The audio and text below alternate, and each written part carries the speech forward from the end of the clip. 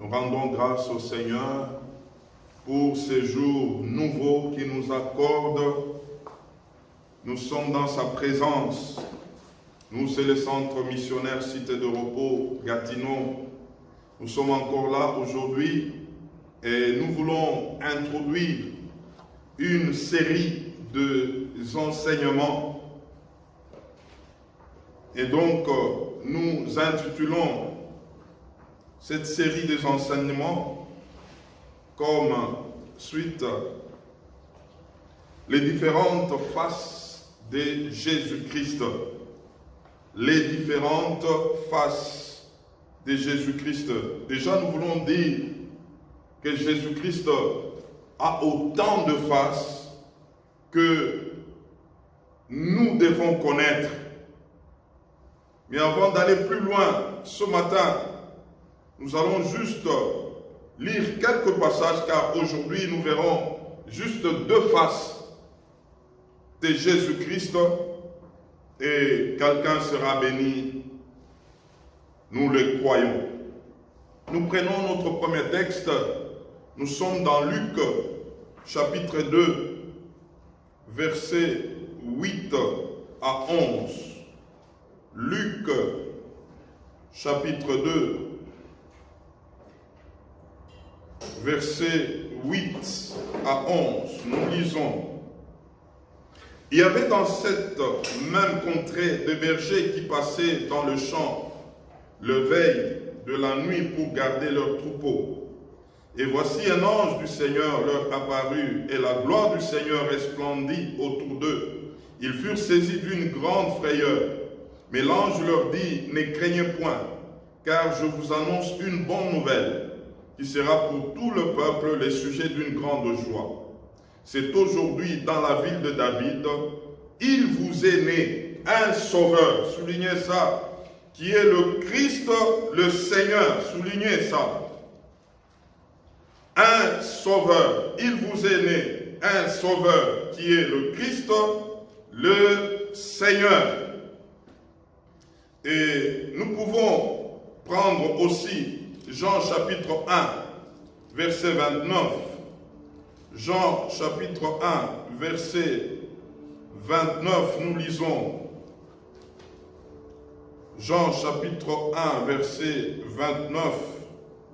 Le lendemain, il vit Jésus venant à lui et il dit, voici l'agneau de Dieu qui ôte les péchés du monde. Amen. Et nous prenons Ésaïe 53, 3 à 5, et puis le verset 7. Ésaïe 53, 3 à 5, et le verset 7.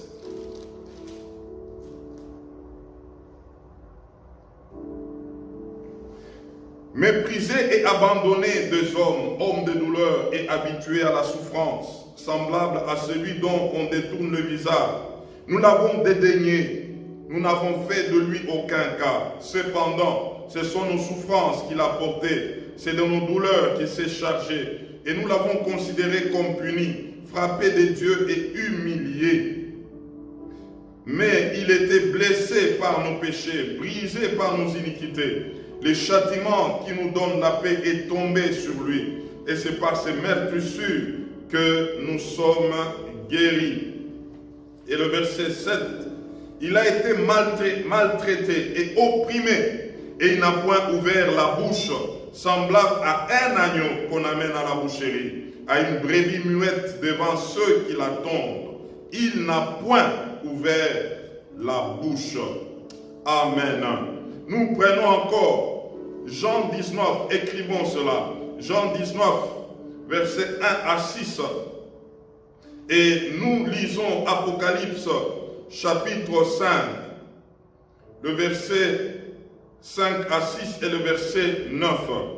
Apocalypse, chapitre 5.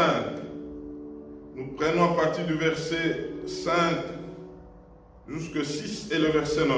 Et l'un des vieillards me dit, ne pleure point, voici les lions de la tribu de Juda, les rejetons de David, a vaincu pour ouvrir les livres et ces 7 sceaux. Et je vis au milieu du trône et des 4 êtres vivants, et au milieu des vieillards, un agneau qui était là comme immolé.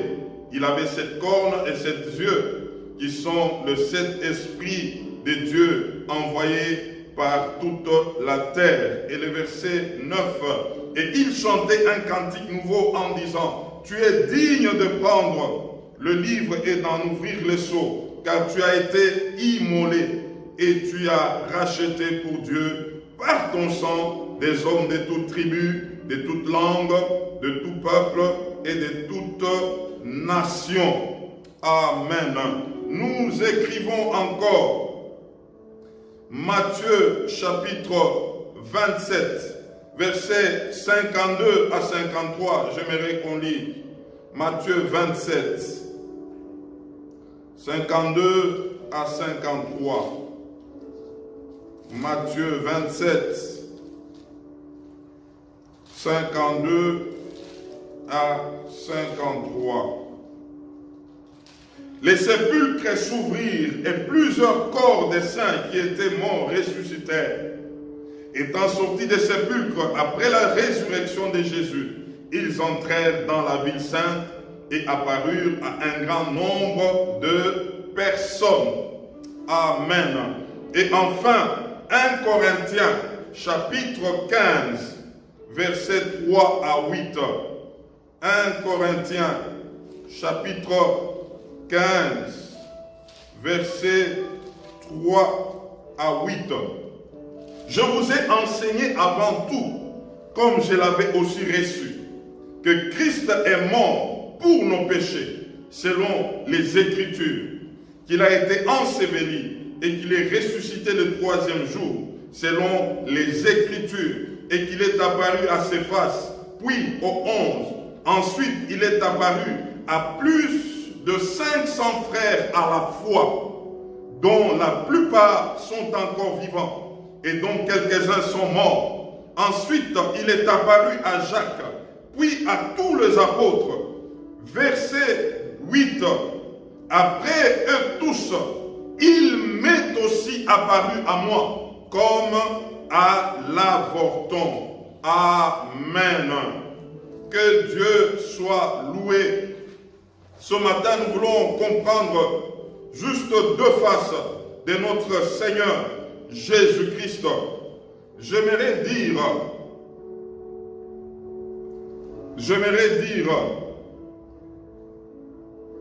que dans Osée chapitre 6, verset 3, la Bible est en train de dire, connaissons, cherchons à connaître l'Éternel. Connaissons, cherchons à connaître l'Éternel. C'est un impératif. Connaissons, cherchons à connaître. Malheureusement, plusieurs personnes aujourd'hui connaissent beaucoup de choses, mais sans connaître les seigneurs, sans connaître Dieu. J'aimerais te dire dans cette introduction que Dieu est celui qui détient la boîte noire de ta vie. Après avoir fait autant d'accidents dans le monde, il y a quelqu'un qui connaît le vrai cause de tes accidents. C'est lui qui possède la boîte noire de ta vie. Dieu, on le cherche. Et quand on reste indifférent à lui, lui aussi restera caché. Et le perdant, ce ne sera pas lui, mais ça sera toi. Dans Luc chapitre 2, verset 8 à 11, nous venons de lire, on nous présente l'entrée de Jésus dans le monde. Et ça devrait être réellement une bonne nouvelle. Car Ésaïe les présente comme celui qui est venu avec la lumière Nous sommes dans Ésaïe, chapitre 8, verset 23, et Ésaïe 9, 1 à 2, où il est en train de dire, les ténèbres ne régneront pas pour toujours. Les ténèbres ne régneront pas pour toujours.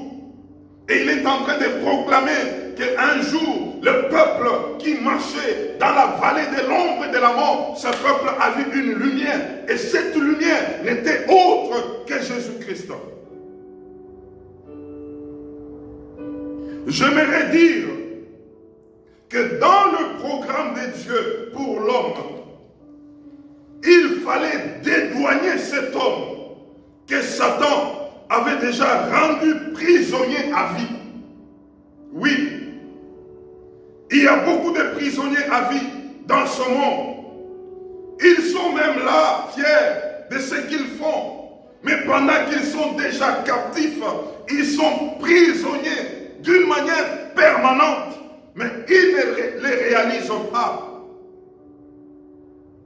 Et pour cela, il a fallu un plan de sauvetage. Et dans ce plan de sauvetage, Dieu avait préparé un kamikaze, un seul homme.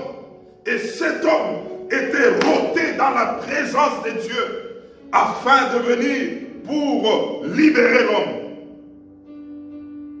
Et donc, quand il entrait dans ce monde, il devait porter deux casquettes. D'une part, un agneau, et de l'autre part, un lion. Et c'est ainsi que Luc est en train de les présenter. Il est en train de dire que c'était une bonne nouvelle. Parce que un sauveur était né. Il a appelé sauveur. Et il a appelé aussi Christ le Seigneur. Il a appelé sauveur. Et il appelait Christ le Seigneur. Aujourd'hui, il y a des formules que nous pratiquons souvent même dans des églises où on pose des questions aux gens. As-tu déjà reçu Jésus comme Sauveur et Seigneur? Et tu vois quelqu'un te répondre directement, même rapidement, oui, je l'ai déjà reçu. Ah, et l'autre qui te pose la question, il dit, ah ok, c'est bien, gloire à Dieu. Mes frères, mes soeurs, on ne les reçoit pas comme ça, comme des petits pains. As-tu déjà reçu? Non, je ne l'ai pas, on te donne. L'autre, non, non, je l'ai déjà. Oui, c'est bon. Non, non, non, non. Il y a à boire et à manger. C'est quoi recevoir Jésus comme Sauveur et Seigneur?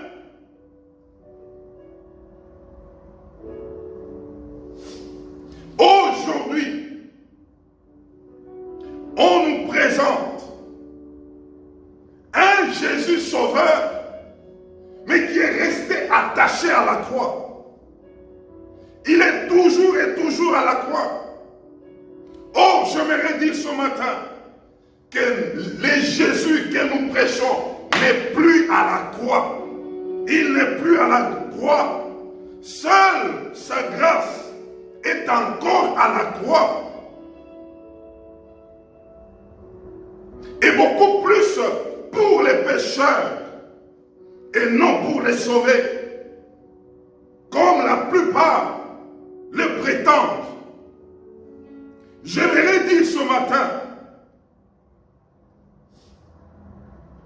on est sauvé une seule fois, mais lorsque ta vie chrétienne, entre guillemets, devienne toujours une vie de repentance en repentance, où tu as comme une garantie en disant, il est à la croix, il est à la croix, c'est lui qui me pardonne chaque jour, matin, midi, soir, repentance, repentance, repentance. Ah, il faut faire attention.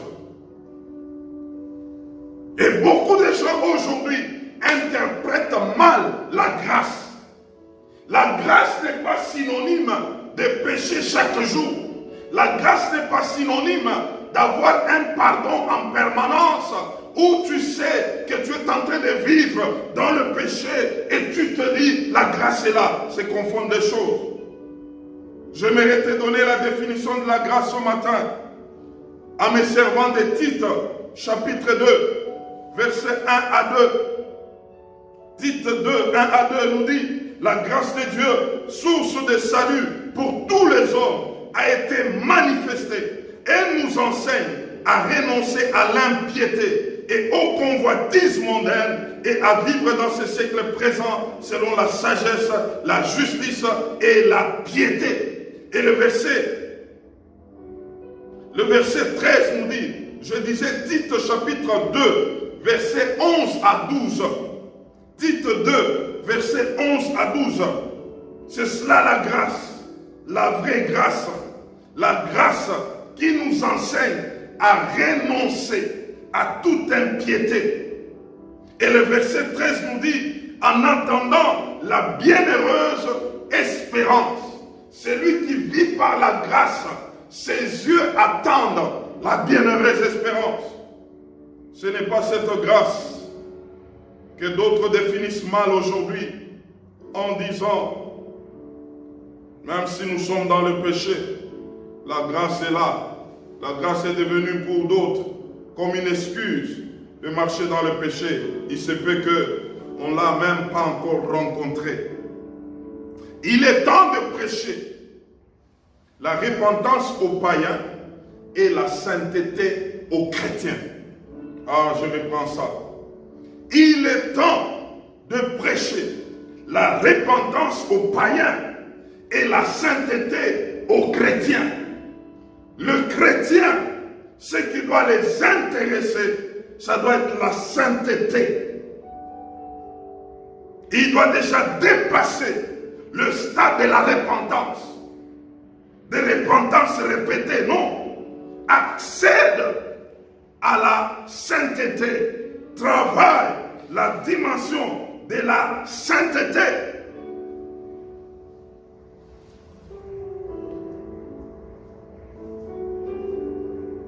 Il y a un Jésus sauveur. C'est celui dont la Bible est en train de parler dans Jean 1, 29. L'agneau de Dieu qui ôte le péché du monde. C'est le Jésus sauveur. On commence par lui. On commence par les sauveurs. On ne peut pas accéder dans le royaume sans passer par Jésus, les sauveurs.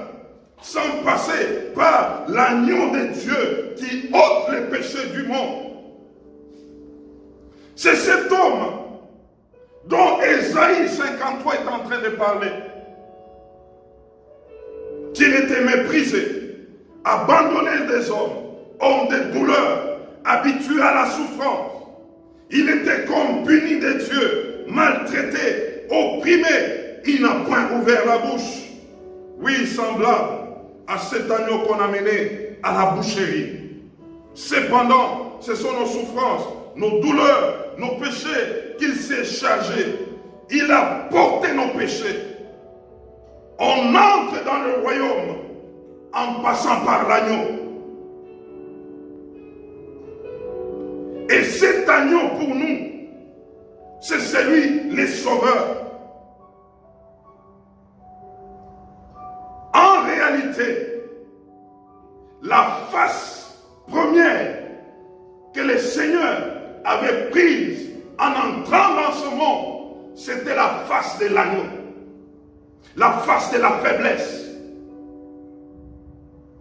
la face d'un simple homme qu'on pouvait mépriser, qu'on pouvait négliger. Mais au-dedans de lui, il y avait une autre face, la face du lion. Et cette face ne pouvait pas se manifester avant la première, qui était la face de l'agneau. Et c'est comme ça que le Seigneur pouvait dribbler le diable. Oh, je m'aurais dit que la sagesse de Dieu ne peut jamais comparer à la sagesse du monde. Dieu a utilisé des choses faibles pour confondre les forts. Et l'apôtre Paul accomplit cela très bien. Il pouvait dire dans 1 Corinthiens chapitre 2, verset 8, que si Satan savait que ce qu'il était en train de faire avec le Seigneur à la croix et que c'était pour le salut de l'humanité, Satan ne pouvait pas le faire. Ah, ce matin, j'aimerais dire à quelqu'un que Satan ne connaît pas tout. Il ne connaît pas toute ta vie. Seul Dieu connaît tout. Dieu est capable de percer même tes pensées, même le profondeur de tes pensées. Vous savez, on a vu dans Jean 19 que j'ai donné de 1 à 6, on nous présente l'œuvre de la croix, où on avait présenté Jésus avec une couronne d'épines. Il était mouillé dans le sang. On le fouettait. Il était faible, fatigué, défiguré, sans force. Mais c'est le même Jésus qui faisait des miracles, qui ressuscitait des morts, qui purifiait le lépreux. C'est le même Jésus qui multipliait le pain. Il avait toutes les capacités nécessaires pour se libérer de la croix. Mais là, parce qu'il était pour le salut de l'humanité, il pouvait mettre en réserve sa capacité du lion. Il était comme un agneau parce qu'il devrait sauver l'humanité. Il devrait être livré comme un agneau. Mais cela ne pouvait pas le soustraire du lion qu'il était. Il était agneau, il était lion, mais en réalité, pour te sauver, pour me sauver, il devrait passer par la dimension de l'agneau. Et c'est là la dimension du sauveur. Écoutez comment est-ce que Dieu a dribblé le diable. Lorsqu'on a présenté Jésus devant tout le monde, et pendant qu'on l'a présenté, Pilate pouvait dire: je n'ai rien trouvé de mal en cet homme.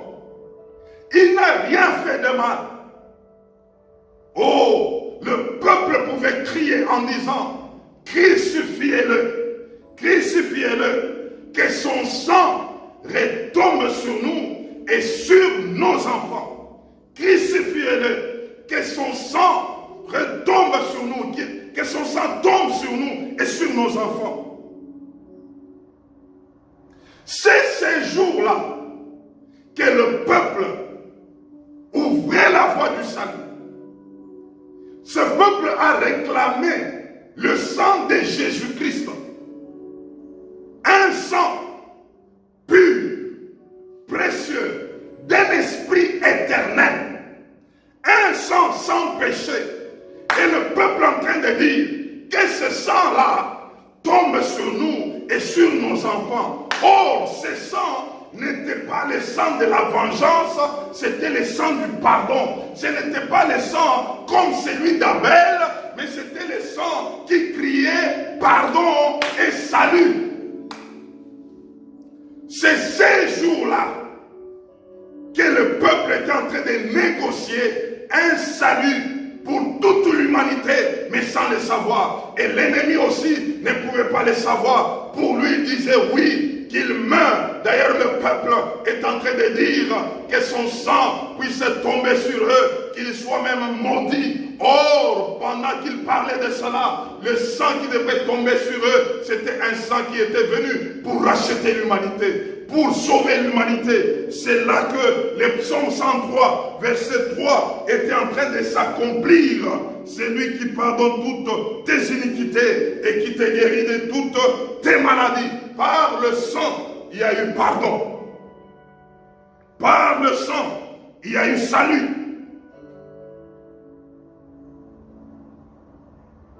Oh, Dieu est sage. La sagesse de Dieu est une folie pour le monde. savez, le Seigneur, pendant qu'il apportait le salut à l'humanité, il était présenté comme agneau. Selon que dans Apocalypse 5, le verset 5 à 6, nous venons de lire, et le verset 9, pendant que Jean pleurait, il voyait dans les cieux, partout, il n'y avait personne qui pouvait ouvrir le livre et rompre les sceaux. Mais on lui dit, il y a quelqu'un, c'est le lion de la tribu de Judas qui doit l'ouvrir et rompre les sceaux. Et la Bible dit, pendant que Jean regardait, Jean a vu un agneau comme immolé. Mais pendant qu'on lui a parlé d'un lion de la tribu de Judas, mais lui regardait sur le trône, il y avait un agneau comme immolé. Cet agneau était là comme les symboles du salut, les symboles de la libération de l'homme, les symboles de la délivrance de l'homme. Mais en même temps, en lui, il y avait cette dimension du lion. C'est l'agneau qui est allé à la croix. C'est l'agneau qui est allé mourir. Et c'est par là que l'agneau devrait laisser la place au lion. Il devrait passer par la mort. Et la résurrection, ce n'est pas l'agneau. La résurrection, c'est les lions. La résurrection, ce n'est pas les sauveurs. La résurrection, c'est le Seigneur. La résurrection, c'est l'inauguration de la puissance, de la force. Dans Matthieu 27, nous avons lu avec vous 52 à 53. On nous parle que lorsque Jésus est sorti du tombeau, les sépulcres étaient ouvertes. Il n'est pas sorti seul. Il y a eu une multitude de personnes qui l'ont accompagné. Il y avait des corps des saints qui sont sortis aussi du tombeau en ces jours-là, parce qu'il y avait un lion qui sortait du tombeau. Il y avait un lion qui devait sortir de là. Le Seigneur sortait, il n'est pas sorti seul. Il est sorti avec tout un peuple derrière lui. Et là, il avait la casquette du lion. Un lion. Un lion ne pleure plus. Un lion n'est pas un agneau. Un lion, quand il a besoin de quelque chose, il ne demande pas, il prend. Un lion n'a pas besoin qu'on lui ouvre la porte, lui-même entre. C'est comme ça que, après la résurrection, Jésus n'avait pas besoin qu'on puisse l'ouvrir quelque part. La Bible dit, il apparaissait là où tout était fermé, et puis il pouvait apparaître directement. Il était dans la dimension du lion, il était dans la dimension du Seigneur, il était dans la dimension du Maître.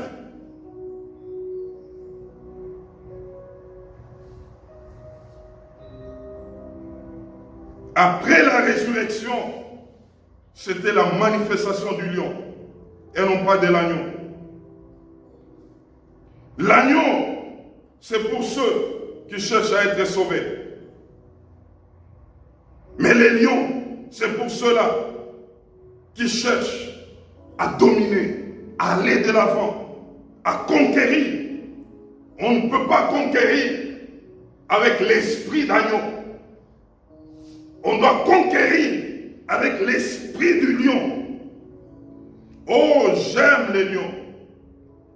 Vous savez qu'un lion, lorsqu'il a faim, il peut chasser même une girafe. Il peut chasser même un éléphant. Parce que dans l'esprit du lion, ce n'est que la victoire. Le lion n'a jamais pensé à la défaite. Le lion, c'est la victoire. Les lions c'est la possibilité et non pas l'impossibilité. C'est pourquoi, mes frères, il est temps que toi, enfant de Dieu, que tu sois revêtu de l'esprit des lions. Quand on est sauvé, on passe de l'agneau au lion. C'est l'agneau qui nous a sauvés. Il a payé le prix. Il est allé même en mourir. Ne ramenons plus l'agneau à la croix. Il n'est plus à la croix. Cherchons maintenant l'esprit du lion. Oh, ce matin, il y a quelqu'un qui va accéder dans l'esprit du lion. Il y a une question à laquelle nous voulons répondre. Comment retrouver l'esprit du lion? L'esprit de Jésus comme Seigneur. Nous avons déjà eu l'esprit de Jésus comme Sauveur. L'agneau, nous l'avons rencontré à la croix. Mais maintenant, nous devons traverser la croix. La croix, je l'ai dit au début, la croix doit beaucoup servir le païen. Parce que pour entrer dans le royaume, il faut passer par la croix. Mais quand tu es entré par la croix, il faut que tu retrouves les lions. Il y a un lion qui se trouve en toi. Tu dois les localiser. Oh, gloire au Seigneur. Comment retrouver les lions? Il faut localiser sa chambre haute, sa propre chambre haute. Le lion, il est dans la chambre haute. Il faut monter dans la chambre haute. C'est là où se trouve cet esprit du lion. C'est pourquoi quand Jésus était ressuscité, il a fait ses apparitions à plusieurs personnes. Et après tout cela, il pouvait leur dire, allez dans la chambre haute. Allez là-bas. Restez là jusqu'à ce que vous serez revêtus. Les lions, c'est tout un état d'esprit. Et on les localise dans la chambre haute. Et lorsqu'on y passe du temps, et dans cette chambre haute, moi j'appelle, dans la salle du royaume, tout un enfant de Dieu, tout enfant de Dieu doit avoir sa salle du royaume. C'est-à-dire, il est dans désirant, pas autre chose, mais la plénitude seulement. Pas autre chose, mais la plénitude seulement. Le revêtement, tu es en train de désirer. Oh, c'est là que la prière en esprit doit t'accompagner. Parce que là, tu es en train d'entrer dans le mystère de Dieu. Tu es en train de prier en esprit. Et quand tu le fais, il y a un revêtement. Il y a un esprit qui est en train de te saisir. C'est ça, l'esprit du lion est en train de te saisir. Il est en train de te prendre. Dans la salle du royaume, on n'entre pas là-bas pour se repentir. On entre là-bas pour jouir de sa présence. Et c'est cette présence qui est en train de te purifier, qui est en train de te laver. Et quand tu y sors, tu sors dans la pureté, dans la sainteté, et tu peux opérer avec lui. Mes frères, mes sœurs, il est temps de localiser notre salle du royaume. Et quand on y entre, c'est comme quelqu'un qui entre dans une dimension de pureté, dans une dimension de sainteté, dans une dimension de gloire, où c'est sa présence qui est en train de te laver, de te purifier. Dis-moi mon frère, ma soeur, le 24 êtres vivants, les 4 vieillards dans sa présence, est-ce qu'ils ont un temps de dire Seigneur, pardonne-moi de mes péchés, j'ai péché? Non. parce qu'ils sont dans sa présence. Et sa présence, c'est la pureté. Sa présence, c'est la sainteté. C'est pourquoi Jean chapitre 15, verset 3, il est en train de dire, déjà vous êtes purs. Oh, sa présence nous purifie. Sa présence nous lave. Sa présence ôte tout ce qui n'est pas de lui. Si tu aimes demeurer dans la salle du royaume, mon frère, ma soeur, tu n'auras pas la prière des caporaux. Vous savez, la prière des caporaux, Seigneur, pardonne-moi. Seigneur, je suis pécheur. Seigneur, j'ai péché. Seigneur, je sais que tu es à la croix. Je sais que c'est toi qui me pardonnes toujours. Je veux dire aujourd'hui, écoutez-moi bien, toi qui m'écoutes. Si vous demeurez toujours dans les jeux là, de repentance, matin, midi, soir, tu vas pécher toi-même, tu te dis qu'il est à la croix, il va me pardonner. Je veux te dire, tu risques d'entrer dans la vie là du péché, tu pêches les matins, à midi et les soirs, on te dit que l'église est déjà partie. Nous sommes au temps de la fin. En ce temps, nous devons désirer rester dans sa présence. Il ne faut pas se plaire dans des choses, dans la boue, dans la saleté, en disant que nous sommes au temps de la grâce. J'aimerais vous dire, le temps de la grâce est là, oui, mais nous ne savons pas. Je suis en train de vous parler de Jésus Sauveur et Jésus Seigneur, mais j'aimerais te dire, il va venir un temps et il arrive où le Jésus époux est en train de venir. Nous allons le voir dimanche prochain. Le Jésus, la face de l'époux. Et donc, il faut que tu te prépares. Il faut que tu te prépares.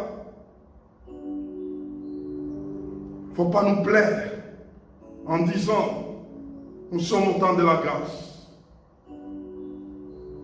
Et à ceux qui prêchent la grâce, comme si c'était un temps où tout le monde peut faire ce qu'il veut. Non, non.